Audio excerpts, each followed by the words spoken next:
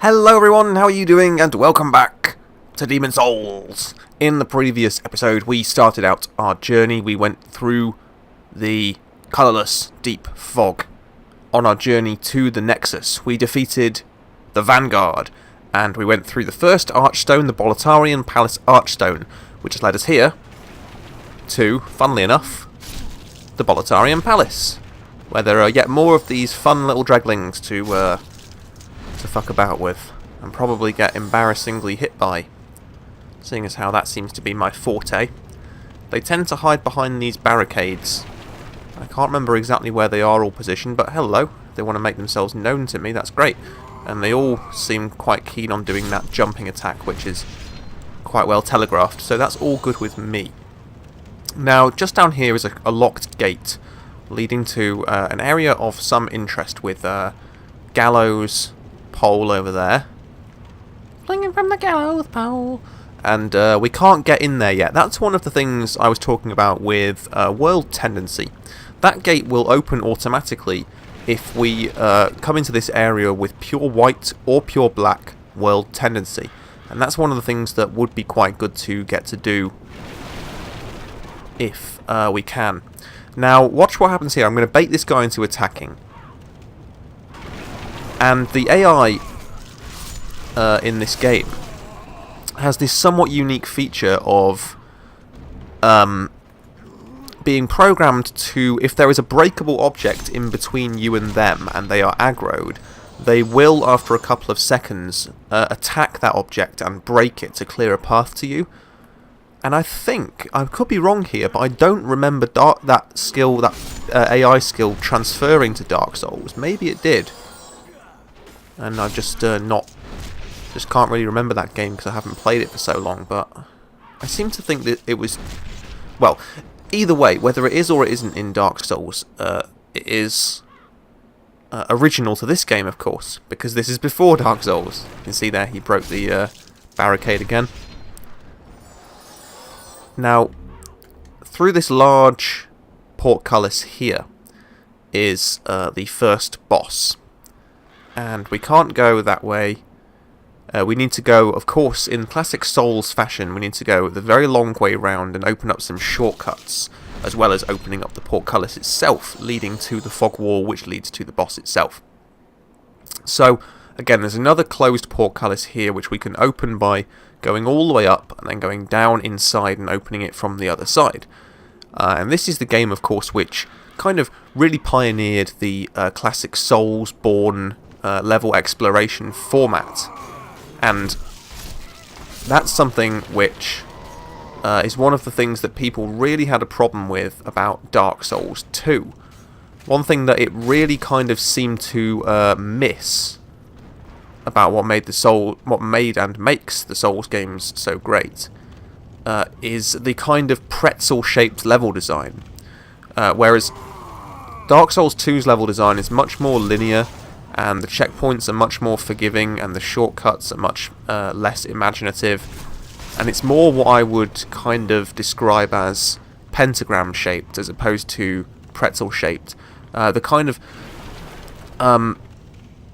linear looping format of the Souls games that makes their level design just so satisfying is kind of gone. And you son of a bitch. Oh, my square button is kind of sticking. I hope I haven't spilt something in my controller. I'm actually playing this game with a DualShock 4, by the way. I do think it makes a huge difference. Like, I do love the DualShock 3. But the DualShock 4 is such an improvement in basically every way that I've decided to play the whole game with DualShock 4 plugged into my PS3. It's just, it feels so much better playing it this way. Give me all that. Okay, a fog wall. Now we go up inside this battlement. We sort of ascend the inside of the wall, and there are lots of guys who chuck firebombs like this. We need to be careful of those. This is quite a treacherous area, as I recall. Unknown Soldier's Soul. And I never forget the first time I played this area. On the very first day that I played this game, Mailbreaker, classic Souls weapon. The very first day that I ever played a Souls game was when I bought this second-hand. No, not. I bought it quite cheap. It was in late 2009, and I had spent the last year basically completely obsessed with the Elder Scrolls Oblivion, and I didn't have a good gaming PC at that point. I just had a PS3. I was at university, and I had a PS3 in my dorm room at uni, and it was I basically just had Oblivion, and that was it. Oblivion, and I think I had Super Street Fighter 4. Okay then. Well, that was good. Well, okay, I will bring you guys back in when I get back to that point. That was an embarrassing death for the first death of the game. How terrible. I will make my way back there, and I will bring you in a second. Okay, I'm back. I'm just going to retrieve my lost soul. And make sure no one's chucking firebombs down.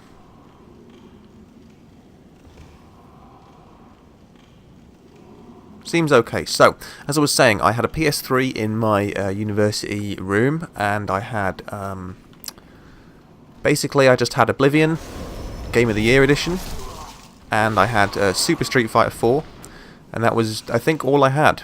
And I was looking for. I played Oblivion to death for like a full year, and I basically did every single thing it's possible to do in that game, and I was really looking for a new Western RPG to replace it.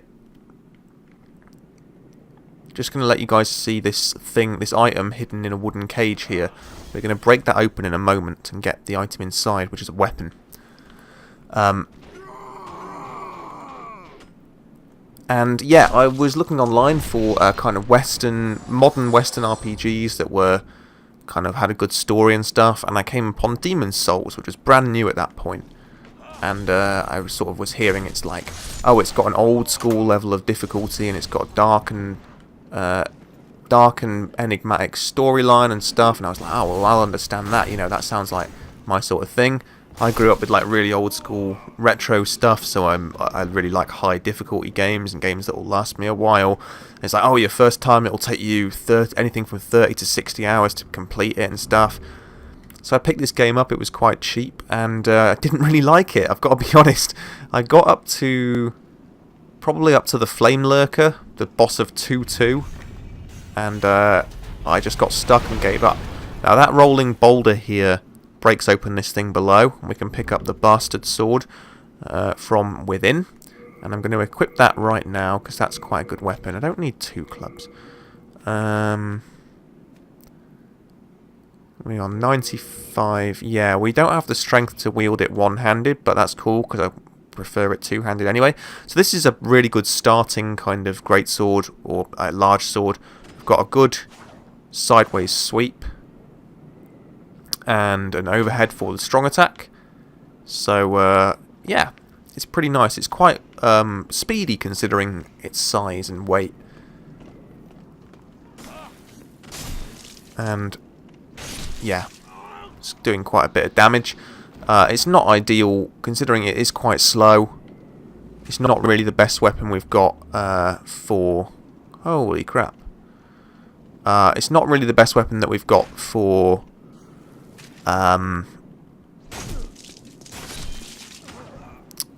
as in sort of damage per attack and speed of attack. It's not really balancing out, but I'll switch to it for a bit, you know. See how we do.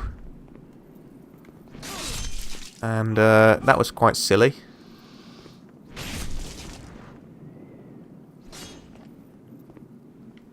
This is like stupidly slow motion on my screen. What is going on?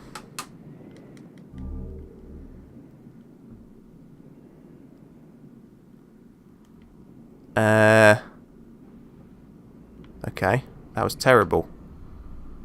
Why is it so slow here? This is really strange. Okay, we'll just have to get through this area and hope that doesn't keep happening, because that is awful. Jesus.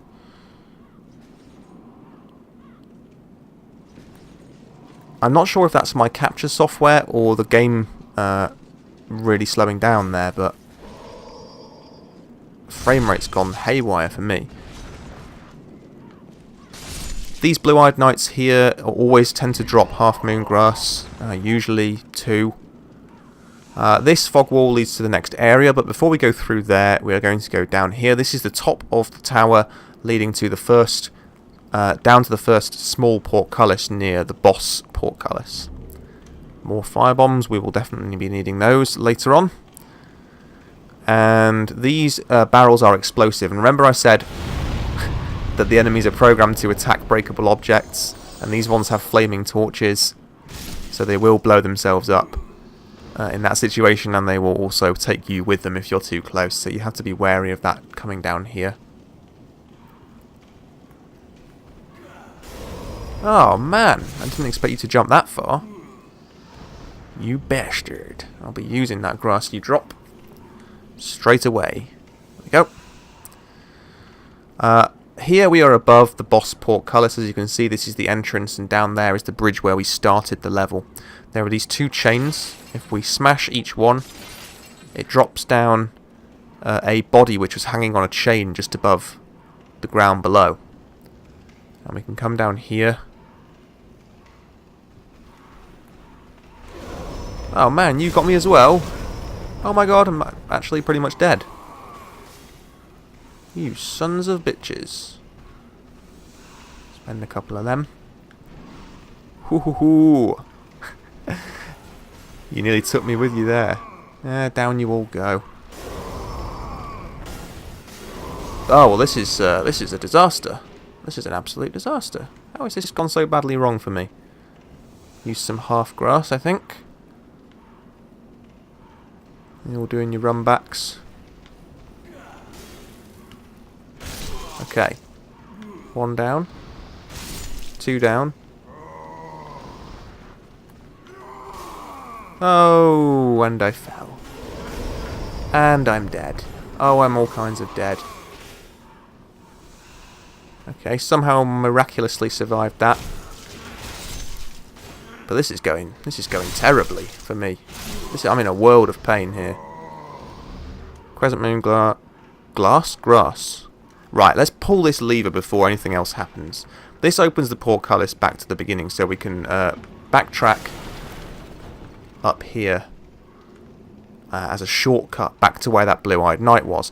And in between the 2 portcullises is the cling ring, which is an extremely important item because when we equip this, it halves the amount of max HP reduction. So we only, in spirit form that is. So instead of having half HP in spirit form, we now have 3/4. And so I'm going to be using that for most of the time.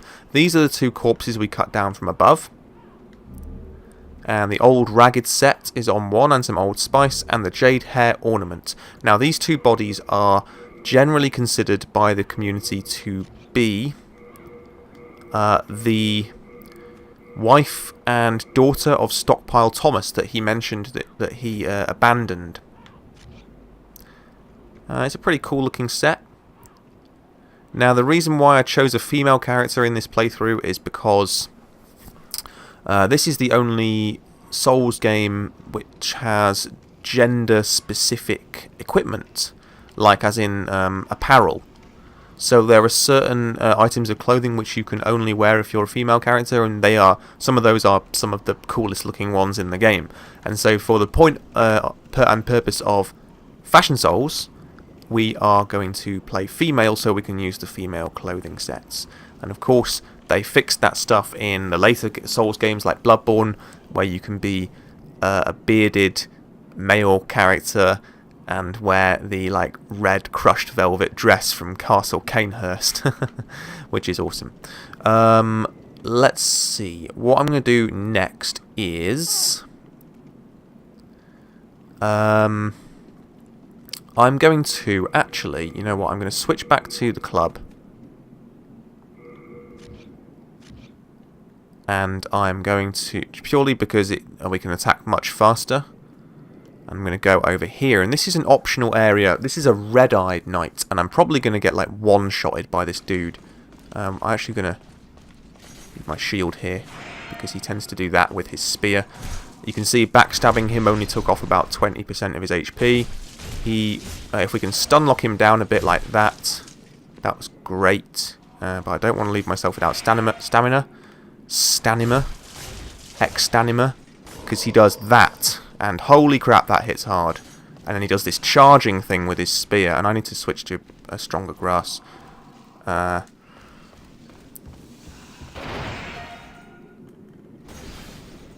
Much safer to tank his charge with your shield than to try and roll dodge it here, because it's just got such a ludicrous range on it. This attack. And it does leave him open for a couple of seconds. Oh, you son of a bitch! Using your grass. Now I got angry and got hit. Oh, this is terrible. This is really terrible. And he's using another grass. He's going to make me use all my grass by healing, isn't he?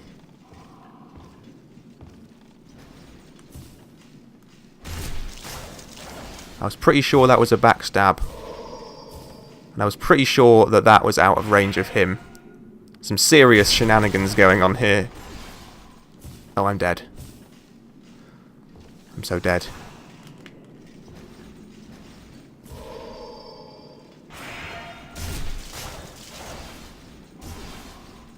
Oh, this is just awful. I'm using all my half moon grass, and he appears to have unlimited of his own. What? Oh my god, you fucking bastard. Alright, see you in a minute. Okay, we're back again. Just going to regain the lost souls and probably die horribly to this guy. I'm going to try him one more time, and then I am going to give up on this shit.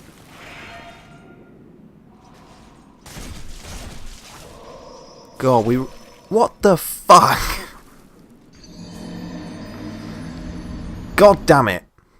Okay, we're back here, and now I have got some firebombs equipped, which may be able to take him out a little bit from a distance.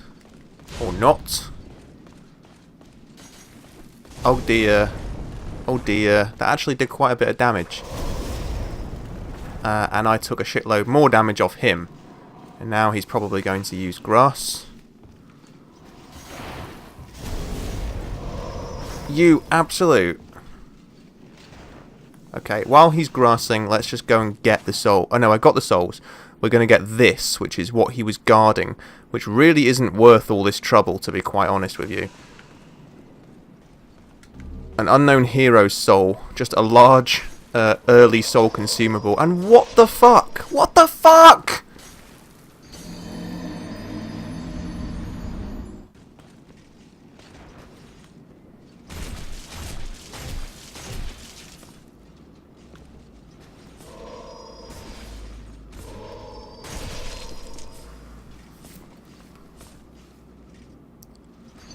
I hate everything. Oh my god, I hate everything. After all that, we lost 2,000 souls, which, to be honest, is water under the bridge at this point. It really doesn't make much difference, but I did use a shitload of half moon grass trying to do that. At least I got the soul consumable. I can't remember exactly how many you get from a renowned unknown hero's soul. It's probably around 1,000, so really the loss is mostly egocentric, and I'm just going to ignore all these draggers for now, because if we just break the explosive barrels here, then we should be able to avoid the worst of the stun locking and ganking there, and just make our way quickly back up here.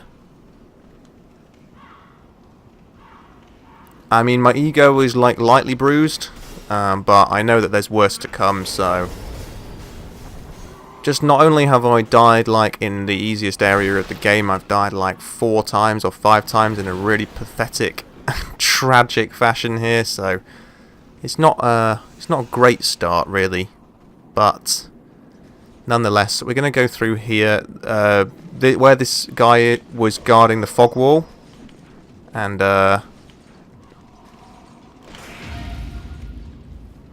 did accidentally go through that fog wall when I was fighting him on a run back a bit ago, so the fog wall is no longer there, but it was through over this doorway here. So if we go through here and down here, we will see there is a knight stood on a ledge down there, and we can vault up on here.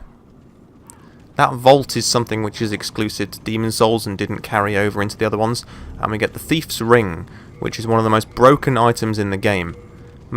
Become harder for enemies to detect. It's just like kind of almost easy mode in a way. That was a bold jump. A surprise indeed. Well, now that you are here, pray thee, fend off these dreglings. That was a bold jump. Well. Pray thee, fend off these dreglings. Okay then. How about you? Yeah, while you can't do plunging attacks, you can land on enemies' heads for a small amount of damage. Which isn't quite as good, really. Never mind. Hey. My thanks for your brave rescue. I am Ostrava of Boletarian. Accept this as a token of my gratitude.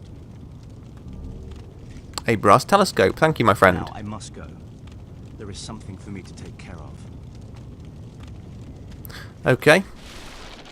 Ostrava walks around this area and fights the enemies who come out or just patrol around this area. And as you can see, he's quite poor at fighting them, so it's good to stick around him for a little bit and make sure he's okay. Because he's kind of this game's equivalent of like Solaire or Henri from Dark Souls 3. He's kind of the NPC who's quite similar to your own. And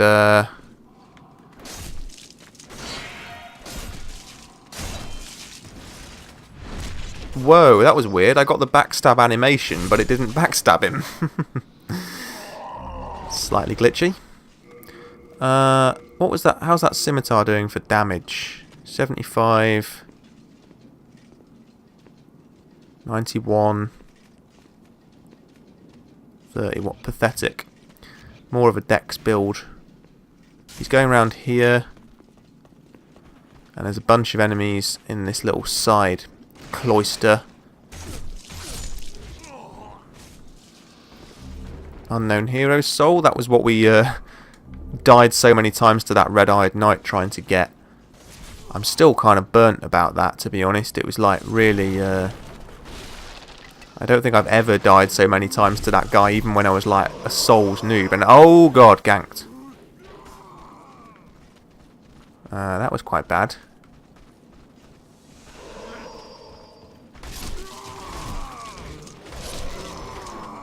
I'm just like wondering what's happened to me today. Something's gone very wrong with my Souls game. Because this shouldn't be happening. This is probably like watching someone who's never played the series before attempt it for the first time. And I assure you I've completed every single Souls game more than once. Some hardstone and sharpstone shards there. Should do. No matter how far I venture, only the soul-starved remain. Is there a single sane person left in Boletarian?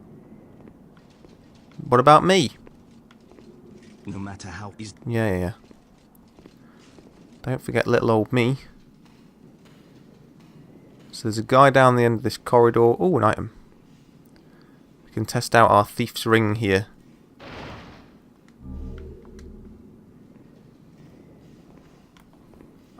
Okay, didn't work that well.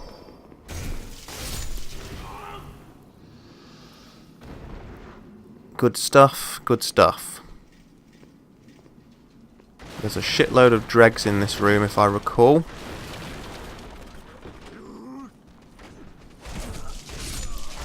And yeah.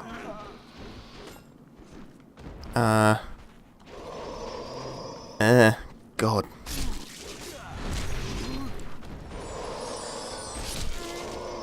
What the fuck, man? Seriously? I need to sharpen up before the next episode, because this is just frankly horrific. There's there's at least one blue-eyed knight in this area, if I remember rightly. I think he's on these stairs just over here. He's up there, and there's an archer here, a crossbowman just here.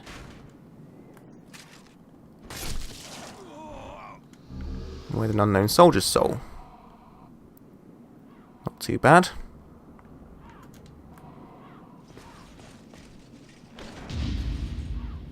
And I think there's another archer there. Yes, there is.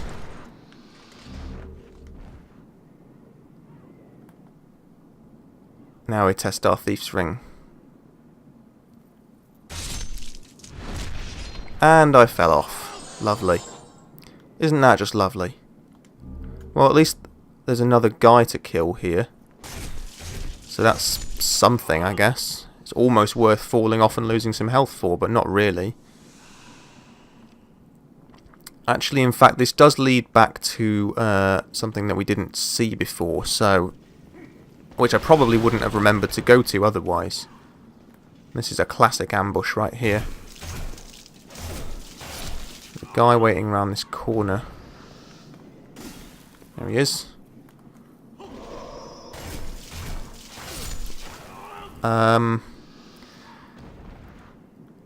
This is where Ostrava was, just that wooden gallows thing, wooden construct there, scaffold is what I mean, is where he was. This is a room full of explosives with a guy in it who chucks firebombs. As you can see, a bit of a trap. Luckily, even I'm not poor enough to fall for that one, but only just. And through here, through these barricades, there is our first merchant. Well, in-level merchant. Good day to you. Care to look over my wares? Mostly stolen, but who's telling ye? Nice. Be a brave knight or depraved slave, the demons will snatch your soul, then you'll go mad. And those who dare cling to their humanity are hunted down. It is the end of great Boletarian as we know it. But hell, at least the demons don't send us to our deaths in battle. Well, alright then. Firebombs could be useful, but they're ridiculously expensive. Few items, plate set. Yeah. Go ahead, take your time. I'm not going anywhere. Nice. I'm going to end this episode here anyway, and hopefully sharpen up my game before the next one, because holy shit, that was humiliating. Thank you very much for watching this episode. I hope you enjoyed it. If you did, let me know what you think in the comments. Subscribe for more, leave me a like, and I will see you next time for more Demon Souls. Umbasa!